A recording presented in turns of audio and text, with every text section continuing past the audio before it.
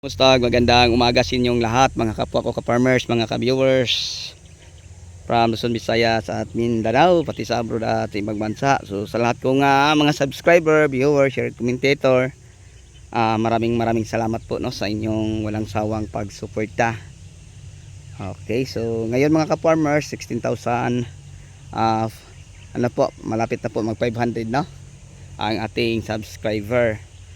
So maraming salamat po mga ka-farmers, mga ka-viewers sa inyong patuloy na pagsuporta. So ngayon, mag-iikot naman po tayo sa ating tanim na ampalaya kung saan isang linggo na po ngayon.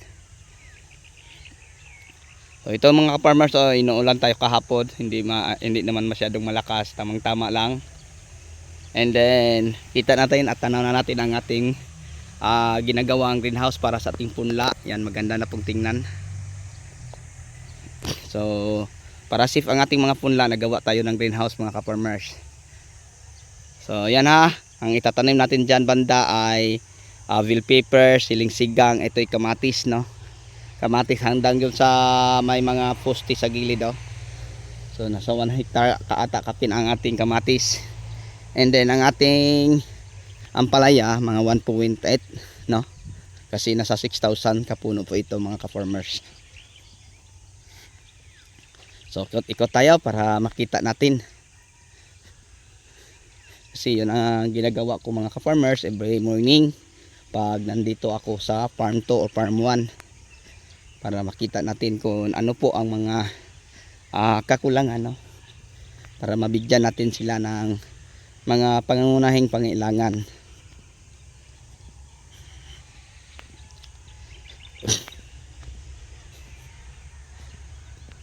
So ngayon mga ka-farmers, nandito na po tayo at kita na po natin, napakaganda na po nilang tingnan oh. Yan, may spring na. So alam niyo mga ka-farmers, pag magpadilig tayo isang ganito lang oh, yung sa cup noodles. Yun ang ginagamit sa ating mga tauhan no, kung nagpapadilig po tayo ng tubig. Yan, tuwang-tuwa ako kahit hindi masyadong malakas ang ulan, at least nakakatulong din sa ating tanim no. Yan, malamig na yan sa puno. So yung gitna nito mga ka-farmers, papadaalan natin ng tiller kasi may isang tao tayong na-assign din mag-tiller. So yung mga kawayan kailangan na nating iangat no, yun po ang ating meter. Yan, maganda na mga ka-farmers oh, may spring na oh. Yan.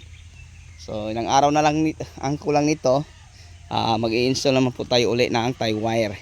So ngayon, sobrang busy pa po namin kasi marami po kaming mga buto ng kamatis na isinasalang para itatanim dyan natin mga ka-farmers, kasi balak natin sa katapusan ng buwan na yon ay itatanim natin ang kamatis. Kasi ang kamatis natin 18 to 21 days pwede na po siyang itatanim. So ngayon ikot lang tapo tayo. Yan mga ka-farmers oh, ang lawak ng ating tanimang ampalaya. Siguro mahigit kumulang to 2 hektarya. So estimated ko nasa 1.8 kasi nasa 6,000 siya kapuno. So ang variety ng ating ampalaya, mistisa po mga ka-farmers. So yan, natutuwa na ako kasi inuulan tayo kahapon. Kahit hindi naman masyadong malakas, malaking bagay na din no. Yan. So tingnan natin mga ka-farmers oh. Hindi naman masyadong basang yun ang anong lupa, pero malamig na. Yan. Nakainom na ang ating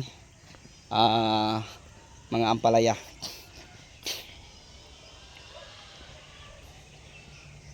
Yan. So hindi lang tayo maano sa damo dahil gagamitan po natin to mga ka-farmers no, ng tiller parang malinis. So once na madaanan to bukas at saka sa susunod na araw, malinis na po ito. So ang pagdaan ng tiller din mga ka-farmers parang maintenance lang para yung damo ay hindi lumago kagaya na sa daanan, dahil hindi matraktura, dahil hindi siya natraktura dahil sa mga kawayan. Kailangan pa natin siyang iangat, yung tinatawag nating meter, itatali sa mga poste no, tsaka doon banda meron din. So yan mga ka-farmers, nakakatuwang tingnan ang ating mga tanim kasi maganda at buhay na. So yun po ang ating ano po, mga palatandaan ng ating mga pananim ay makapag-survive na sa init dahil nagtalbos na po siya ng bago. So ibig sabihin mga ka-farmers, ang mga ugat niya ay kumakapit na po sa lupa, no? So yun po mga ka-farmers. So pag may mapansin tayo sa ating ampalaya na bagong talbos, ibig sabihin diyan ay buhay na siya. At kumakapit na po ang kanyang ugat sa lupa. Yan, nakarating na po tayo sa bandang gilid ng ating taniman ng ampalaya. So ang taniman natin ng ampalaya mga ka-farmers, lahat po ito ay may mga pusti na, no? Kompleto na. Yan. Kompleto na to mga ka-farmers. Okay, so ang hindi kompleto yung sa kamatis. So maglagay pa tayo ng mga pusti. And then magtatanim na pag halimbawa ay tumubo na ang ating mga punla. So ito mga ka-farmers ang ating area para sa talong. So dadaanan pa namin to uli ng traktora, yung tiller ba, no, ang traktor, para po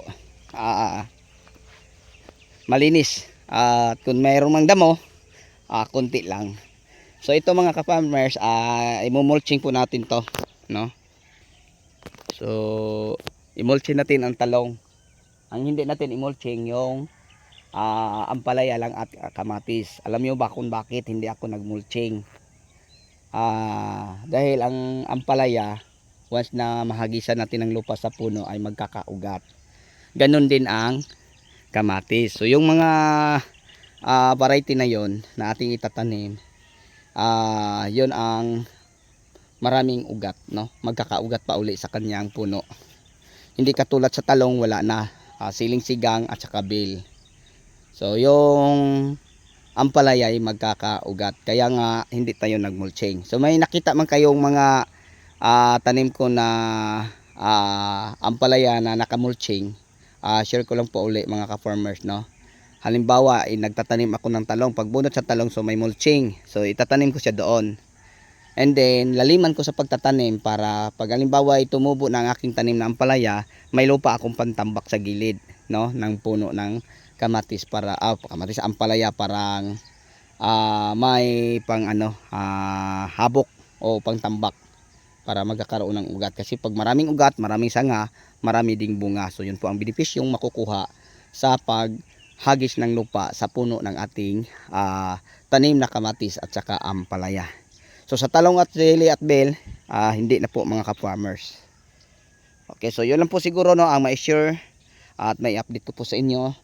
So pag halimbawa ay nandito ako sa farm, every morning ako nag-ikot sa taniman para ma-check o makikita, no, kung ano ang mga pangangailangan po ng ating tanim. Yun po ang pinaka mahalaga mga ka-farmers, na mayroon tayong monitoring sa ating mga pananim.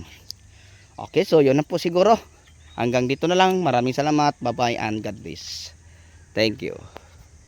Happy watching.